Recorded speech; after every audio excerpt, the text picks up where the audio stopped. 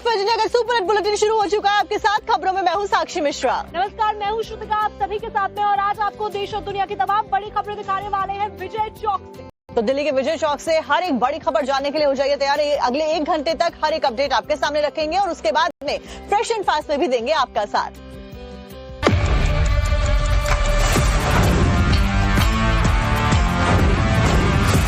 की जहां पे आज नीतीश मंत्रिमंडल की मीटिंग होने वाली है। बैठक में पूरी कैबिनेट की सीटों पर मुहर लगेगी। तो देखिए, बिहार विधानसभा में जीत का परचम लहराने के बाद में एनडीए सरकार गठन के लिए पूरी तरीके से तैयार है। ऐसे में तारीखों के ऐलान का भी बताया गया है। सूत्र बता रहे थे कि 20 तारीख को बिहार में जो शपथ ग्रहण है वो हो सकता है। इस सबके बीच में जो मीटिंग्स का दौर है पटना से लेकर दिल्ली तक, वो लगातार जारी है। ऐसे में राज्यपाल से विधानसभा भंग करने की सिफारिश की जाएगी। आज जेडीयू और एनडीए विधायक दल की भी मीटिंग होने वाली है। इस बीच आपको ये भी बता दें कि बिहार में नई सरकार के गठन और मौजूदा विधानसभा को भंग करने की तैयारी शुरू हो चुकी है। मंत्रिमंडल की मीटिंग पूरी हो गई है और इसी के साथ में अब कौन सा मंत्री किस पदभार को संभालेगा, इसको लेकर अटकलें तेज हो गई हैं।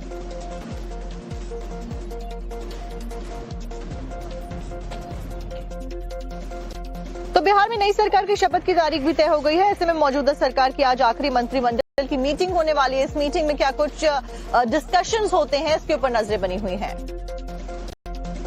मीटिंग में तमाम मंत्रियों के इस्तीफे पर मुहर लगेगी। इसके बाद खुद सीएम नीतीश कुमार राजभवन जाकर राज्यपाल से मिलेंगे और मौजूदा विधानसभा को भंग करने की सिफारिश भी करेंगे।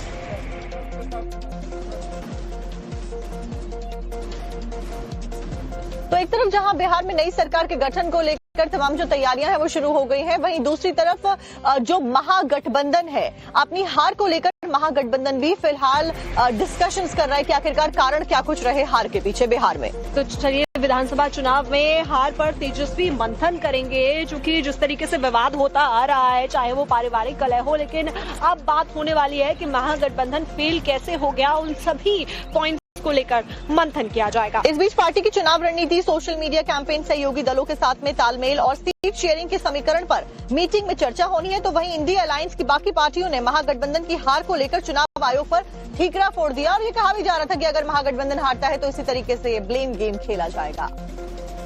तो सबसे बड़ी तो भूमिका पे प्रश्न चिन्ह उठता चुनाव आयोग की, उसकी निष्पक्षता को लेकर सबके मन में संदेह है। और दूसरा, जिस तरह से जो है वहां पे धन का इस्तेमाल किया गया, जिस तरह से चलते चुनाव में कि जो लोगों को धन वितरण किया गया, तो एक तरह से जो वोटों की जो है धन के जरिए वोटों का जो है वोट लेने की कोशिश की गई। इन सब चीजों को चलते जो है जनरली सब लोग यही चीज क्रिटिसाइज कर रहे हैं, इसी की आलोचना हो रही है। सिर्फ बिहार ही क्यों, पूरे देश में, महाराष्ट्र में भी जो कुछ हुआ, लगातार हम सवाल के ऊपर सवाल पूछते जा रहे हैं, लेकिन चुनाव आयोग कुछ उत्तर नहीं दे रहा, ना दे सकता है।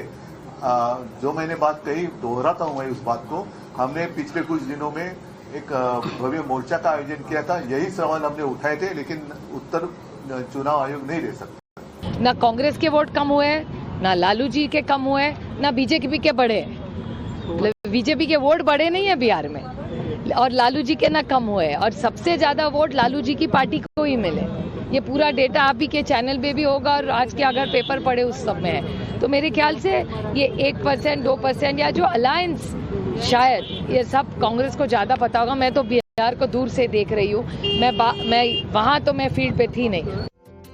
एक तरफ बिहार में मिली हार के ऊपर जो मंथन है वो किया जा रहा है लालू प्रसाद यादव की पार्टी में, तो वहीं उनके घर के अंदर भी कलह हो रही है और इसी वजह से अलग अलग सवाल किए जा रहे हैं। बीजेपी भी निशाना साध रही है। सबके बीच में अगर लालू परिवार की बात की जाए तो रोहिणी आचार्य समेत अब उनकी तीनों बेटियां घर से बाहर है। तेजस्वी को लेकर भी क्या कुछ बातें हो रही है, आपको जानकारी डिटेल्स रिपोर्ट में देते हैं। पूरा देश दुनिया सवाल कर रहा है कि पार्टी का ये ऐसा हाल क्यों हुआ। अब जब संजय और रमीज इन लोग का नाम लीजिए तो आपको घर से निकाल दिया जाएगा, आपको बदनाम किया जाएगा, आपको गाली दिलवाया जाएगा, आपके ऊपर चप्पल उठा करके मारा जाएगा। चुनावी नतीजों के बाद लालू की सबसे लाडली बेटी का ये बयान बिहार की राजनीति में भूचाल लेकर आया। लेकिन इस बयान के बाद जो कुछ हुआ, रोहिणी ने सोशल मीडिया पोस्ट के जरिए दुनिया के सामने रखा। उन्होंने सोशल मीडिया पर लिखा, कल एक बेटी, एक बहन, एक शादीशुदा महिला, एक माँ को जलील किया गया, गंदी गालियां दी गई, मारने के लिए चप्पल उठाया गया। मैंने अपने आत्मसम्मान से समझौता नहीं किया, सिर्फ और सिर्फ इसलिए मुझे बेइज्जती झेलनी पड़ी। कल एक बेटी मजबूरी में अपने रोते हुए माँ बाप और बहनों को छोड़ आई। मुझसे मेरा मायका छुड़वाया गया, मुझे अनाथ बना दिया गया। आप मेरे रास्ते कभी ना चलें। किसी घर में रोहिणी जैसी बेटी और बहन ना हो। जिंदगी और मौत से जूझ रहे पिता लालू को किडनी देने वाली बेटी सोशल मीडिया पर लिख रही है कि किसी घर में रोहिणी ना हो तो उसके पीछे की वजह भी खुद रोहिणी से ही सुन लीजिए। जिस घर में भाई हो, भाई लोग का ही योगदान होना चाहिए। काहे सारा बलिदान बेटी लोग दी, और जब बेटी कुछ सवाल पूछे तो आप बोल दीजिएगा कि अब ससुराल में जाओ, तुम्हारा शादी हो गया है। रोहिणी के बयान और परिवार में मचे गृह कलेश के बीच लालू की तीनों बेटियां राजलक्ष्मी और रागिनी चंदा भी दिल्ली के लिए रवाना हो गईं। वहीं इस घमासान पर सियासी बयानबाजी भी जारी है। हर माँ, पिता, कोई भाई चाहेगा कि रोहिणी जैसी बेटी, रोहिणी जैसी बहन सबको मिले। ये तो किसी भी घर के लिए सौभाग्य की बात है। बाकी तो पारिवारिक मामला है, परिवार के लोग इस पूरे मामले को देखेंगे। पार्टी का शीर्ष नेतृत्व इस सब पर जवाब देगा। वो मेरा भी परिवार है, राजनीतिक मतभेद एक तरफ, पर मैंने हमेशा आदरणीय लालू जी को, उनके परिवार को अपना परिवार ही मैंने माना है। मैं बस इतनी प्रार्थना करूंगा कि जल्द से जल्द ये पारिवारिक कलह सुलझ जाए। मेरे भी भाई बहन हैं ये सब। बेटी, जिस बेटी ने किडनी दी है वो नाराज होके घर छोड़ के बाहर आ जाए तो ये कोई बहुत अच्छे साइन नहीं है। बेटी, जिस बेटी ने किडनी दी है वो नाराज होके घर छोड़ के बाहर आ जाए तो ये कोई बहुत अच्छे साइन नहीं है, ना उनकी पार्टी के लिए ना बिहार के लिए। लालू परिवार में मची कलह पर रोहिणी के मामा साधु यादव का बयान भी सामने आया है। लालू यादव और राबड़ी देवी को एक्शन लेना चाहिए, जो हो रहा है गलत हो रहा है। उन्होंने संजय यादव पर भी निशाना साधा। देखिए, शुरू से उस पर वो हम नाम नहीं किसी का लेंगे, तथाकथित जो लोग हैं ये शुरू से गलत ही लोग करा रहा है। ये लोग घर में पहले घर को तोड़ा, फिर पार्टी को तोड़ रहा है। ये गलत प्रवेश लोग कर गया है घर के अंदर। लालू परिवार के झगड़े को लेकर बीजेपी ने भी सोशल मीडिया पर एक पोस्ट किया जिसमें तेज प्रताप की पत्नी ऐश्वर्या राय और रोहिणी का रोते हुए वीडियो लगाया गया है। साथ ही कैप्शन में लिखा है, बिहार की जनता ने आरजेडी को नहीं चुनकर जंगल राज से बचा लिया। अगर ये लोग सत्ता में आते तो बिहार की बहन बेटियों के साथ कैसा सलूक करते।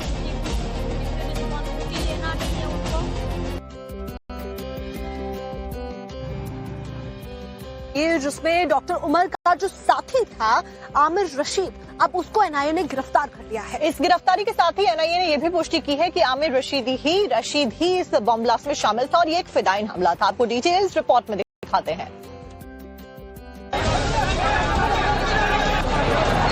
दिल्ली में लाल किले के पास 10 नवंबर को हुए आत्मघाती धमाके मामले में एनआईए ने बड़ी सफलता हासिल की है। एनआईए ने आत्मघाती हमलावर डॉक्टर उमर के सहयोगी आमिर राशिद अली को दिल्ली से गिरफ्तार किया है। एनआईए के मुताबिक आमिर, जो जम्मू कश्मीर के पंपोर का निवासी है, उसी ने उमर उल नबी के साथ मिलकर धमाके की साजिश रची थी। इतना ही नहीं, धमाके में इस्तेमाल की गई कार आमिर के नाम पर रजिस्टर्ड पाई गई। एनआईए ने नबी की एक और गाड़ी को जब्त किया है जिसका फॉरेंसिक परीक्षण जारी है। मामले में एनआईए अब तक 73 गवाहों से पूछताछ कर चुकी है। जांच दिल्ली, जम्मू कश्मीर, हरियाणा और यूपी पुलिस के साथ मिलकर कई राज्यों में जारी है।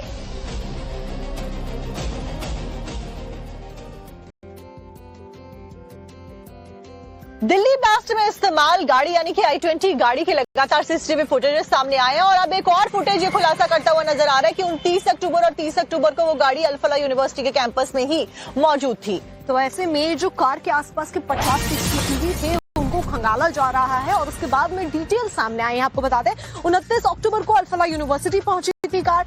30 अक्टूबर की बात करें तो कार यूनिवर्सिटी से बाहर निकलती है और 10 नवंबर को कार ब्लास्ट लोकेशन पर पहुंचती है और उसके बाद में धमाका हो जाता है। अब 36 मिनट पर यानी कि शाम को 29 अक्टूबर को ब्लास्ट वाली कार शाम 6:36 पर यूनिवर्सिटी में पहुंची थी। उससे कॉमन पार्किंग एरिया में पार्क किया गया था। इसके पास ही पार्किंग में उमर की लाल कार भी नजर आ रही है, जो इको स्पोर्ट कार पकड़ी गई थी। 30 अक्टूबर को कार यूनिवर्सिटी से बाहर निकाल दी गई थी। इसके बाद में 10 नवंबर को ब्लास्ट वाले रूट पर गाड़ी पहुंचती है और उसके बाद में गाड़ी में धमाका होता है।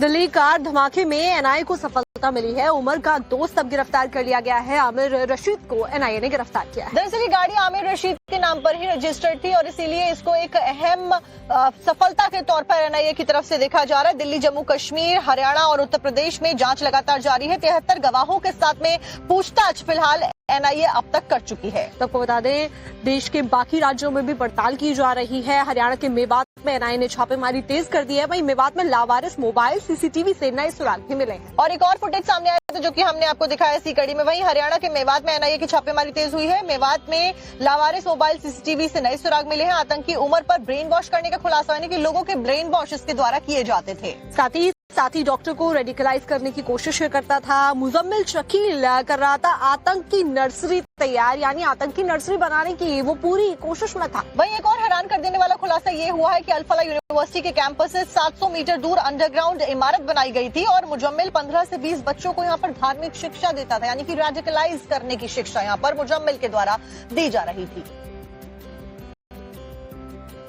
ड्रोन ऑपरेशंस है खास तौर पर, उसकी ट्रेनिंग हो। दोनों देशों के बीच में आईईडी को कैसे पहचान की जाती है, इसको लेकर भी ट्रेनिंग की जा रही है। और ऐसे में फोकस इस बात पर है कि तालमेल बिठाया जा सके दोनों ही देशों के बीच में। आप ये रिपोर्ट देखिए।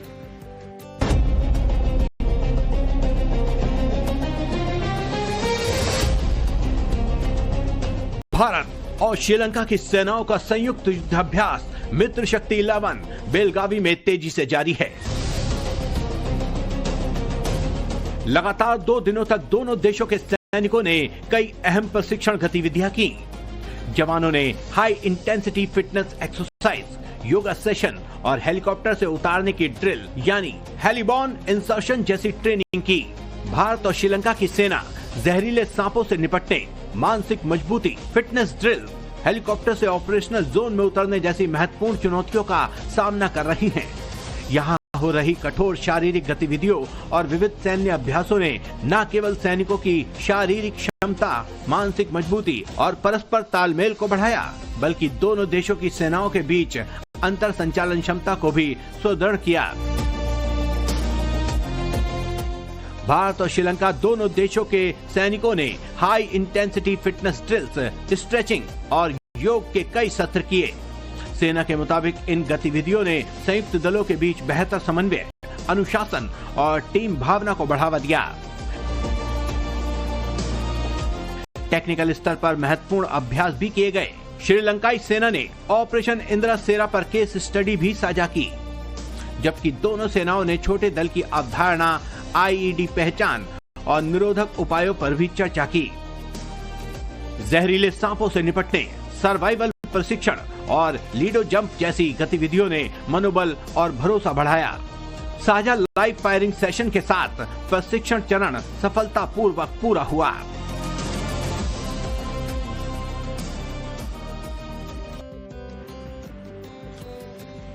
चलिए अब आपको खबरें बताते हैं राजनीति से जुड़ी हुई, वो भी सिर्फ 2 मिनट में। दिल्ली